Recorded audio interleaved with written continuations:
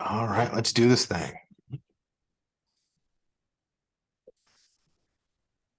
Hello and welcome once again to Superconnectivity. I'm your host, Charlie, the Professor Esser, and with me, as always, is my skinny rich friend. It's Mozz. Hello, Mozz. Welcome back to Superconnectivity. You are going to give us some connections that we have been waiting for, inside information, or at least information as a person who has actually seen the films uh, of um, Avatar 2, The Way of Water. Avatar 2, The Way of Water. Hmm. Uh, is it as wonderful as everyone has been saying it is, Maz? Is this the greatest film ever made? Sure, it was billed that way, but that wasn't my experience with it. I found it to be intensely draggy and boring at times, and I Ooh. feel like a lot of care wasn't put into the dialogue. The first movie was incredible. It made you feel things. The characters cared about these things. Here, it didn't seem like you were actually watching a story. It felt like you were watching somebody retell a story, just giving you the basic plot points of this happened and then this happened and then this happened, devoid of any sort of context emotionally. I didn't find my way to caring about any of the characters. I didn't care about what happened to any of them, and their dialogue between each other was not very nuanced or interesting. It was basically, we're going to do this now, okay, we're going to do this. It just seemed like you took a placeholder script that said insert interesting plot point here, and somehow they left that parentheses in the actual dialogue. Insert interesting plot point here. It all just seemed like 5 minutes after 5 minutes there was a Martha moment and another Martha moment and another Martha moment, and slogging through all of that was too much, even for the brilliant visuals to compensate for. Because when it was working, it was beautiful. The underwater stuff was amazing. I just wished I cared about what they were doing while they were in there. It might as well have been like a 3 hour version of what's that circus with the trapeze artists and whatnot that they Oh, Cirque du Cirque Soleil? du Soleil. It felt like Cirque du Soleil. There was just as much character development in this movie as there was in one of the Cirque du Soleil shows. Yeah. Um, every character you encountered was more annoying than the last. I was like, no, I hate that guy the most. Oh no, I hate her the most. Oh no, that's definitely the most annoying character. That was the conversation I found myself having. Just, can we get to the good stuff? And we never really did. Even when it popped off and it was supposed to be like this big action sequences, I still felt like they held back. Like, remember that time in Avengers when Hulk finally gets to fight Thanos and it was just such a like a wet fart of a scene? Yeah. That's what it felt like. There was so many moments where, like, okay, these big giant whales are going to come alive. They're going to break their bond of passivity, and they're going to, come to terms with the big warlike creatures that they are and do something cool. But none of that ever happens. The villain was the same tired old retreading of the same thing before. I don't know how they cast this dude as the main human character, the old bad guy's son, but he was just a god awful actor. Like, as the CGI did better acting than this kid. Yeah. Is that I'm trying to remember the actress I'm looking up right now. Uh The young kid with the blonde dreadlocks. God, what an awful actor. uh would that be Sam Worthington? Jake No, no, Sully? no. Sam Worthington's was decent in it. Oh, Sully's okay. character was great. Who Okay. See, we uh, got Joel David Moore, Giovanni Ribisi. Miles, Spider. Oh, like was it Miles Teller or? Not Miles. The character's name is Miles. He's named after his father, the bad guy in the original Avatar. Uh, My okay, Jack Champion is the kid's name. Jack Horrible. Chan. Oh, well, maybe he just had a horrible script. I mean, I And no, hate to. it was indeed a horrible script, but like, even when the moments where he's not speaking, when he's just reacting to things, it's just so like, he's like, oh, I'm supposed to be upset. A lot of Yeah, this, it's like, not a not little too much overacting. yeah. Yeah, you see now this is now okay. So I'm gonna be mean here for a minute, Maz. I just was for like a good, Yeah. five Well, no, minutes. I'm gonna be so okay. So the first Avatar had many similar arguments placed against it. Hmm. Simplistic plotline, simplistic ideas, yada yada yada, retreads of old stories we've heard 1,000 times. Um, do you think that you have, and of course, that came out years ago. We were all much younger, much more excited about what was happening. Do you think that Avatar would stand up to your scrutiny today in the way that Avatar 2 It, is not? it does, and it did, because a few weeks ago or a few months ago now, they re-released Avatar in 3D in the movie theater, and I went to see it in preparation for this one because I wanted to see if I still enjoyed it as much as I did the first time. And I got to be honest with you, I had a ball and it might have been just as simplistic a story, but that story meant something to these characters. When they spoke to each other, things were on the line. They cared about things, and I cared about what happened to these people. I cared about why they cared about the things that they cared about. And the magic of the world came through because of its reflection in the eyes of the people in the scene.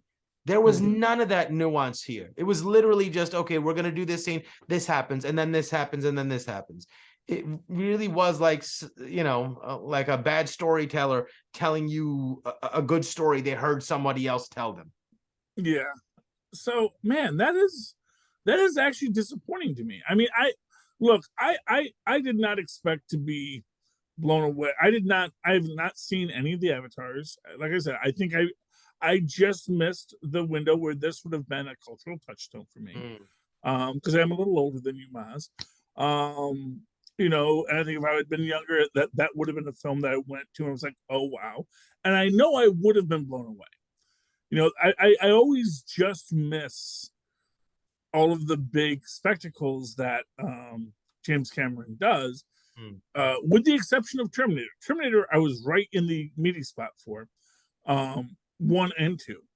But Titanic, it just didn't hit for me. And then Avatar, it felt like, and again, it to me, it just felt like bigger and bigger budgets to do more and more amazing scenes, but that just didn't capture me because, and to be fair, I'm not the target audience. Well, I guess I might have been the target audience for Avatar, but I certainly wasn't it for Titanic. Mm. And I just missed it, and I don't ever fault anyone for liking it because if it's your bag, man, enjoy it. But I guess my biggest thing with this Avatar 2 is it's doing well at the box office. Good for them. And yeah, good for them. And I'm hoping that it does, I'm hoping that people are going to support it because I think that, when you go out and you make when you put a lot of money into a film that people like and people are anticipating, it's good when they see it and enjoy it. And right now, its Rotten Tomatoes score is good. It's not getting the pushback that a lot of films get nowadays. Although there is talk about how its box office is not as good as they had hoped. And there had been talk about how, because of the cost of this, that it's going to need to be one of the top grossing films of all time to actually make its money back. But then again, I don't know that that's necessarily impossible for it to do. Yeah, but I mean, like, I walked into that movie theater ready to be blown away. Like, I had all these ideas of, like, man, the last time I saw somebody do, the cinematic tricks this guy is using here, and I was blown away then when I saw Gemini Man by Ang Lee with Will Smith, because that was shown in movie theaters at 120 frames a second, and it looked crazy. It was like nothing I'd ever seen before. And at certain times, it was too real. It just pulled you out of the reality of the story, which hurt it. But in scenes where it worked, when there was large action sequences and explosions going on in 120 frames next to your face, and a bicycle's coming, flying, motorcycles flying off of like this wall coming at you, it felt so visceral and real and immediate. The sense of danger you felt was so heightened, and I was not prepared for how I was going to emotionally feel because of this visual stimuli. So I was so excited, and it wasn't 120 frames. It was only going to be like twice the frame rate, so like 48 frames a second. But even then, remembering how 3D felt with that technology, I was so excited about it. And like they take you an hour and a half to even get to the good stuff. First of all, you're like, okay, you're asking a lot, but fine, I'll give it to you. But even then, when you get there, they keep teasing you with it. It's like, man, you have me here for 3 hours. I'm not going anywhere. Why do you need to tease me? Just give me what I want. Okay, I mean, so that's a strong argument, man. So you definitely feel that there was a lot of filler. So let me ask you this: if the film had been shorter, I might have enjoyed it. you might have enjoyed it maybe, more. maybe even not still, because it wasn't the length of the film that was the problem. It was the care that they took with each moment. Every single moment felt like an in-between moment. So let me ask you this. Now, here's an interesting question, because I think that we get this a lot when we talk about any kind of CGI heavy film, and the idea of the uncanny valley. And when you're getting into this hyper realistic filmmaking, are we getting into that uncanny valley of the images? But I want to actually talk about something that I think a lot of people often don't think about, which is the uncanny valley of performance. Where, I mean, it's obviously a real person, but what they're saying is so, it sounds like something people might say, but not like something people would say. Right. Everything was a caricature of a trope. It wasn't just a trope, but it was a caricature of a trope. So and you feel it really was not like a deconstruction of it. It was just no. It just felt like he was so high on the technical aspects, being able to overshadow everything. For my purposes, when I go see a movie, of course, every movie is going to have tons of nitpicky things that you can glob onto and be like, I didn't enjoy that part. But if you tell a good story, if you keep me placated, and if you keep me caring more about what happens rather than how it looks, then I'll forgive a whole host of problems. Just keep me entertained, right? But it's like one of these, sometimes when you go to like these poetry readings and you get like these super, I'm so cool, that's what it felt like. He was too high on his own supply. He thought his poetry was great, but it was really, really just regurgitated stuff that everyone's ever said. You're not unique. You're not an individual snowflake. This is stuff that everybody's been saying forever, and God, this is tiresome. That's what it felt like, an artist who was too high on himself. Yeah. So, I mean, I mean, like I said, I mean, it blows me away that this is your take, because, again, I haven't seen it, but I just knew you were a fan. I was really excited because I knew you were even telling me last episode, like, yeah, I'm going to see it this, and then I'm going to go see it again. Yep. I was so Did you see it? No, absolutely. I get halfway through it. I was sitting with my brother and I was like, hey, man, should we just leave now? And then like, it's freaking 3 hours. What if we leave now and then we'll get tickets again and we'll come back another day and see the second half? And he was like, all right. And then we're like, it's always halfway through. And then we slogged through it. And my God, I would have been so annoyed if I had to go back the second time and then realize, no, you were right to have walked out to begin with. This was not worth your time. There was no way I was going to go see it again.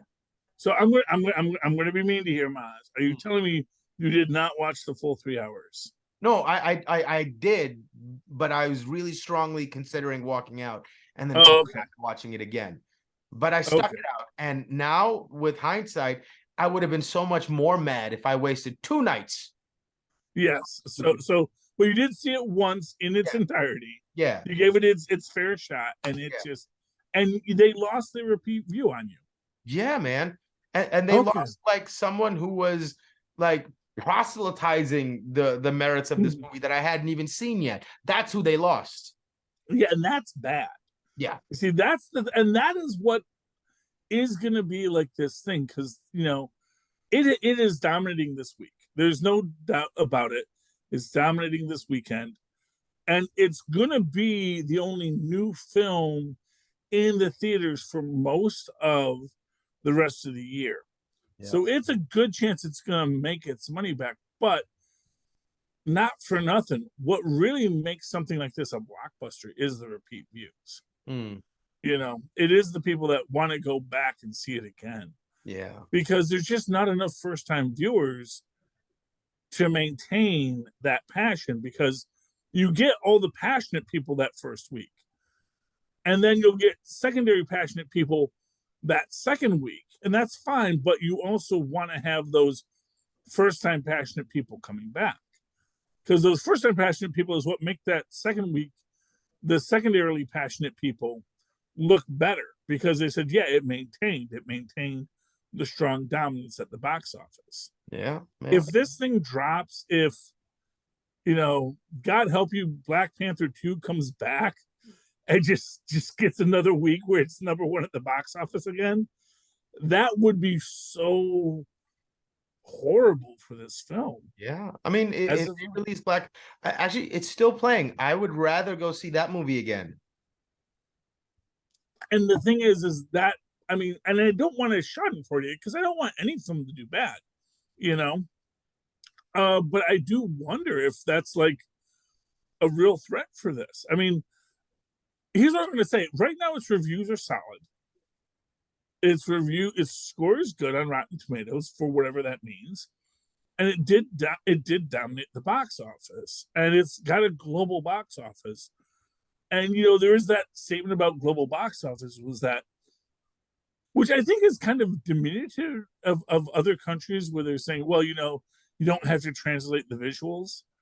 But I think that you still need a story to contain the visuals. You have the same thing. Although perhaps in the international market, there is a severe disconnect as it is, as far as the performance is concerned, because they're hearing it dubbed or reading it subtitled, and there is a disconnect to begin with, that maybe that part might not be so noticeable for the international market. And for those people, the visuals are enough to carry them through, perhaps. So that would, I guess that's the hope for it, I guess. Is like, if English is your first language, this may not be the film for you. Yeah. But we dub this thing into French or Italian, this is going to be a great film. Yeah, I would advise, though, maybe you can get somebody better to dub the language so that it makes more sense. Maybe I'll watch it in Spanish and I'll like it better if they work on changing the dialogue and make them say different things. To be fair, that often happens. And that's sometimes a reason why films that don't do well in one country do much better in another country, because there's just a better translator who's like, okay, see, and it's sort of like, and it's sort of the old Marvel method, where you have these drawings and this other writer has to put the words into these boxes to make it make sense. And it doesn't matter that the pictures aren't following the logic that the story is supposed to, but now they have to translate it in a way that's going to make it make sense and have it meet with the words that all the actors are saying. And that is, honestly, that is probably one of the most amazing skills anybody ever does, is dubbing films and writing for dubbed films and creating a script for a dubbed film. Because, they have to also still tell the same story, although often they do not. So that is always an interesting thing that you'll come across when, like, I know that in some, I know that this is an interesting thing about the film Casablanca. When it was dubbed into German, they completely remove all references to World War II. And again, for various reasons, because I know that they don't want to hype Nazis in Germany after the war. But as a result, it was considered a really horrible, bad film. and no one knew why everyone talked so great about it. And it was because every version they saw had a completely rewritten script That's that just ruined like what the drama of the film was. But one could imagine a reverse of that situation where a film that maybe is not so good gets risen up because they happen to get that, Ernest Hemingway of film dubs, and he just writes it out and says, this is how this story makes sense now. And, and if we edit it for TV, it might even be better. That would be nice.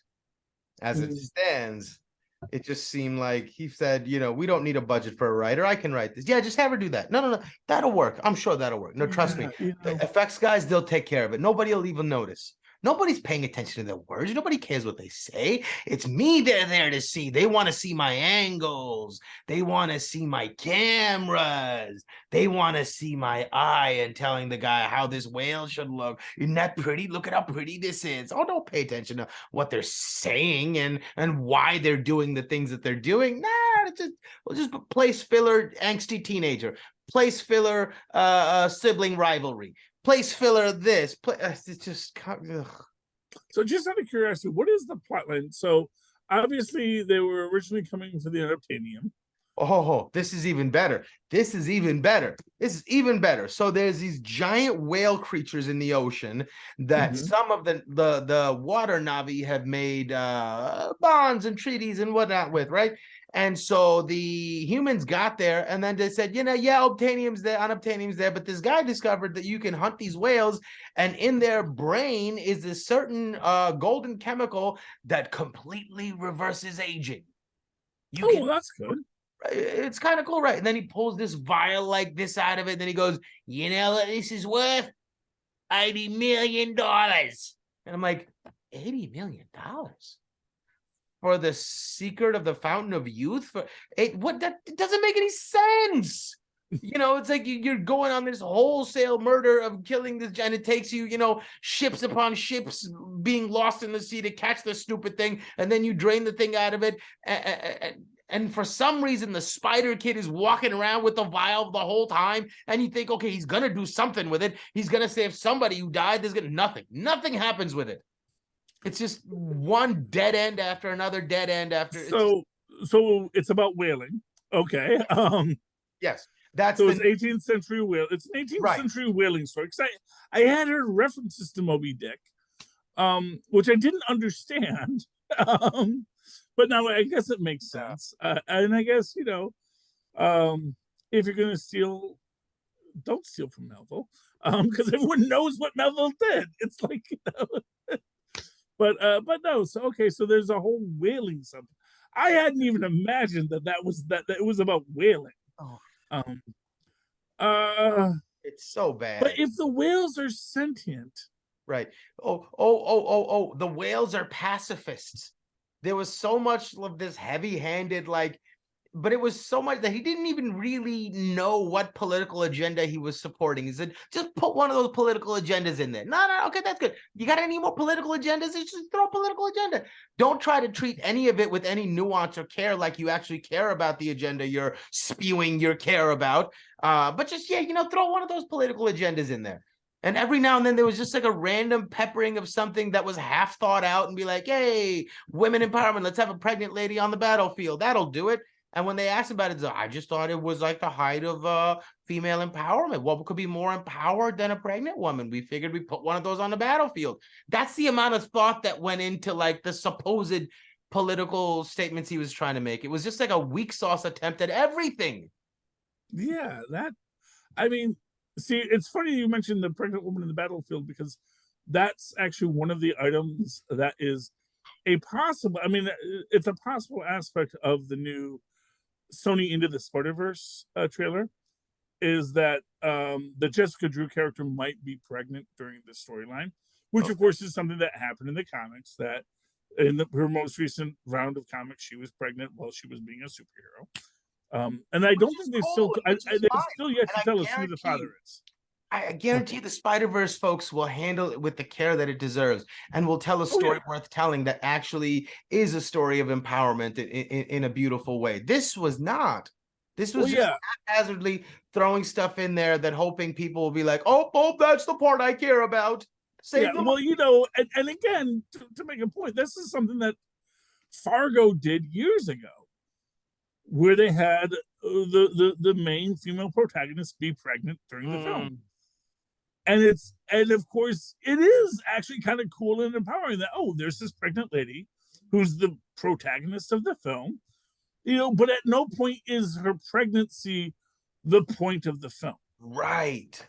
It's that she's pregnant and she's doing her job, because women can be pregnant and do their jobs. And And she that's was really good at her job. She was yeah, really, really good at her job. exactly. And so see, these are all these things that, I don't know why The Rock is getting so much hate when Avatar is right there.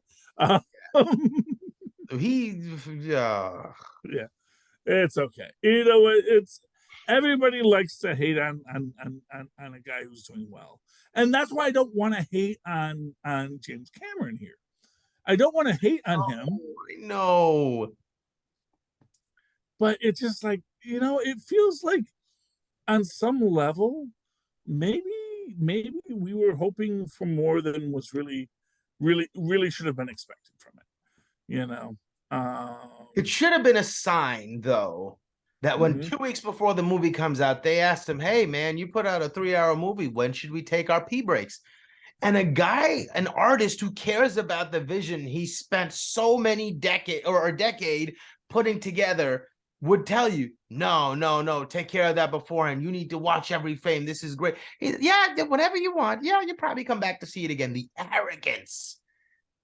Yeah, that is a lot of arrogance. I mean, but I guess, and again, not for nothing, from a budgetary perspective, he needs people to come back again. Which is like, take your break whenever you need to and come back. Although, but then again, that diminishes that diminishes the, like, then why don't I just like wait for it to come out on cable Yes. when I can Why pause it? couldn't you just make it 2 movies? Yeah, not for nothing. That's actually a good argument to make. It's Right? like, Because then you could actually take the care to get me from point A to B to C, not to say, okay, we were at point A, B, C. Come on, no, no, no, we're going somewhere better. Trust me. Don't worry about point C. We're going to point F. Trust me, you're gonna love point F. Right? yeah, But don't be such a rush to get there. You didn't need to stuff all this into one, 3-hour snooze fest. yeah. Wow, snooze fest. I mean, these are harsh words, Yeah. and I you was know, itching to leave by the end. Like I could not wait for it to be over. And at one point, there's like, it seems to be over, but there's still going on. Like in Lord of the Rings, right? The last half hour of the last movie where everybody's just buddy. I love you, man. No, I love you more. No, I love yeah, you more. Right? There was like a whole half hour. I was like, guys, get up. We don't need this. We're done. yeah, Why are we still here? And that's yeah. what's like, I could not wait. I had my popcorn up, I have my jacket on. I'm like, come on, is this over? Can we go? That's how I felt by the end of it. I could not wait to get out of the movie theater. Yeah, yeah, and that is just never good. That is just never good. So here, Miles, I'm going to ask you, make a prediction for me. Is this going to have a drop off? Is this going to collapse? I think significantly. I mean, they can only artificially pump up the Rotten Tomatoes numbers for so long before people actually start talking and people start actually like, shying away from the influence of these YouTube influencers that are convincing everybody it's so great because in my opinion, they're probably getting paid to do so. Or it's like, those old karate no touch masters whose disciples are so hypnotized by them they pretend to be flipped over at the flick of a head. Maybe these people are just, like, oh, Cameron can do no wrong. I must not have. So let me look harder. That was, yeah, no, I see the point. I'm smart enough. I'm one of the smart people, and everybody just trying to convince everybody they have clothes on. Yeah. Mhm. There's a great I think it was a Saturday morning breakfast cartoon I read recently, which was, in the empire of the emperor's new clothes, where only the wise can see the emperor's new clothes, and like the one professor in the tower saying, I wish I could see the Emperor's Dingle. It's like, it works, but actually, just that we're no wise people in the kingdom. You know, at the end of the day, like I said, I got no dog in this fight. I wish Mr. Cameron the best. He is my favorite of all the people named Cameron in Hollywood. Although, to be fair, most of the other people named Cameron are not that good. Cameron Diaz is pretty awesome. Oh, okay. Well, yeah, first name Cameron. Yes. Fair enough. First, I'm thinking of Kirk Cameron. So Oh, fair enough. Yeah, there's like, oh yeah, it's I don't want to wish a pox upon their house, but you know what? Yeah. I hope that when they pick up a bottle of soda, it's a little sticky on the outside. Just a little, just like it's yeah, not like it's like a big thing. It was like every time I pick up a bottle of soda, it's a little sticky on the outside. But it's a good safe curse. Yeah, well, it's like we all pick up bottles of soda. It's a little sticky because I guess a little soda spilled on it at some point. I think my karma can handle that curse. Exactly. Yeah, but but James Cameron, and I like him as a filmmaker. I'm not going to say he's a bad filmmaker, in any sense of the word, but I do think he maybe had a bit of what you might say is like sometimes when you're a filmmaker, when you're an auteur, you will have people just give you money to make a film. And they will just trust that because you've made good films that were expensive and it returned money, you'll do so again. And they don't give you the reins that you need. Which is, honestly, for what it's worth, and old person comments aside about him, I do like, oh my gosh, I'm blanking on his name. Terry Gilliam. I like Terry Gilliam's films because none of them have ever been successful by any stretch of the imagination. They are all big budget, spectacular failures, but they're all good films. And people give him money because they know he makes good films. And it takes a long time, but they do make a profit eventually. And, I like that. And I think that, like people like Snyder and Cameron, I think that sometimes they get too much hype given to them and it becomes this thing, well, now here's even more money, do even more nonsense. Yeah. But no one's going to rein them in. And you always need someone. You need somebody there. You need an accountant. Yep. A script person, just saying this does not make sense in what we've done. We don't have the continuity in this scene. This is too expensive. We need to find a way to shoot this cheaper. And and again, for Terry Gilliam, that man can find a way to make anything cheaper. Orson Welles, as honestly, never a popular artist, but always an artist who was popular. Just the idea that, I'll find a way to do it on the cheap and we can do it. We can make a better story if we do it on the cheap. It'll force us to make the actual melody work. Get rid of all the bells and whistles. Focus on the melody. Is the melody catchy? Then you've got a hit song. But if there's no good melody, you can dress it up with all the solos and the horn sections and the strings and blah blah blah. But if the melody isn't true and connect to your human soul, you're not going to get anywhere. And that's what this was missing. I think that is a beautiful sentiment, Mozz. And I'm happy to end it on there.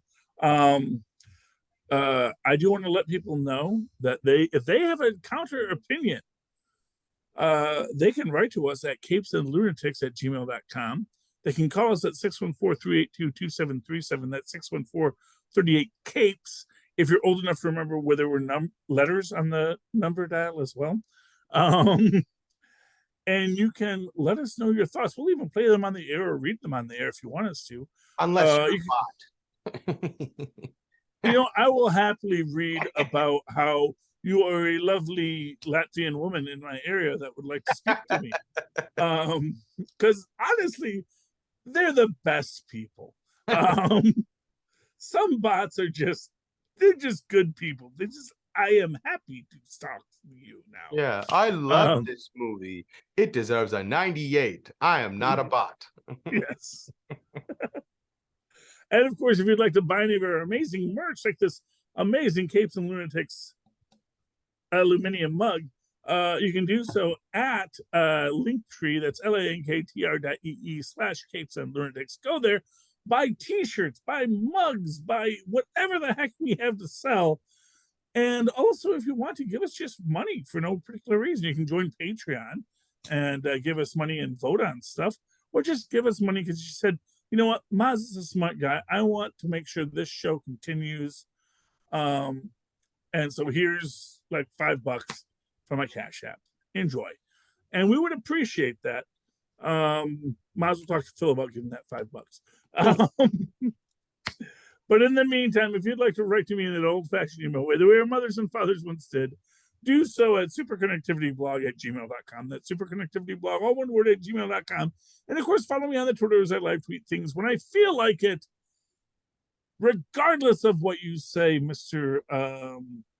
Musk, whether you are the CEO or they make Snooperton Dogglestein the new CEO, who is actually trending better than, I don't know if you saw that, like, you know, he said, should I leave? 45% said stay, 56% said you should leave. And then Snoop Dogg was like 89% said, yes, you should be the CEO of Twitter. I honestly feel that would be the most fiscally responsible move for Twitter at this point, to make Mr. Snooperton Dogglestein the CEO of Twitter. I think that man has a vision.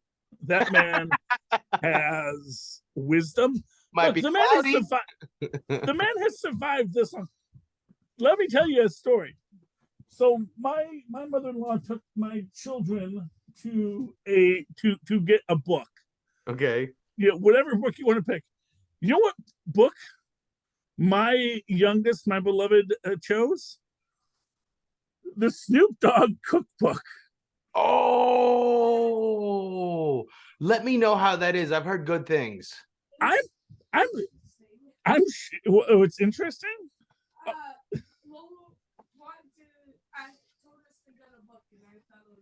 Yeah, well, he thought it was interesting. Ooh, look, we got orange chicken with white rice. Yeah, I've actually, that recipe I've heard good things about. I've heard a lot of good things about his recipes. Apparently, the man really does know his flavor combination. You know, to be fair, the man is very good friends with a convicted felon, but we're not going to hold it against him, Ms. Martha Stewart. And you know, I would imagine he does. So you know what? I think so. Let's just start it now.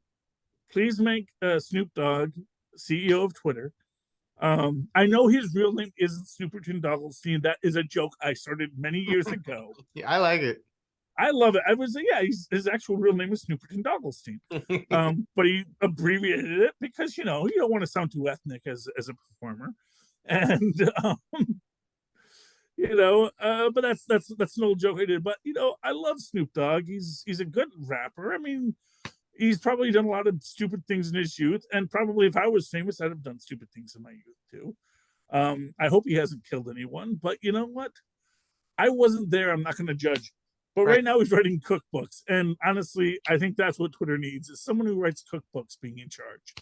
But anyway, where were we? Oh yes, yes. So follow me on the Twitter, and we'll tell you how Tristan's first recipe he decides to cook from the cookbook goes at Charlie Hesser. That's